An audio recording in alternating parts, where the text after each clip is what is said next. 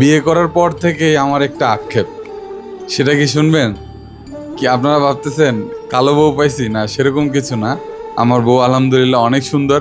তবে আক্ষেপটা হচ্ছে যে আমার ওয়াইফ বিয়ের পরে যতবারই সে মানে তার বাপের বাড়িতে যায় বেড়াইতে, একা আর কি, তখন সে, আমি যখন বাসায় একা থাকি, বাসায় রান্না করি, তখন রান্না করতে আমার স্বাভাবিকভাবেই কষ্ট হয়, কারণ আমি যেহেতু এই পাড়ায় নতুন, রান্না বান্নায় নতুন। তো তখন সে সুযোগ পেয়ে আমাকে খোঁচা মারে সব সময়, যে দেখো রান্না করতে কত কষ্ট, রান্না তো এমনি হয়ে যায়, তো বললেই তো রান্না হয়ে যায়, এখন করে খাও। তো আমার আসলে খুব মাঝে মাঝে ইচ্ছে করে, মানে আফসোস হয় যে আমি যে তার কর্মক্ষেত্রে তো সে আমাকে মাঝে মাঝেই ছেড়ে দেয়, মানে মাঝে মাঝে সে বাপের বাড়িতে বেড়াতে যায়। তো আমি যেহেতু তার কর্মক্ষেত্রে রান্নাবান্নায় লেগে পড়ি, রান্না করতে হয়।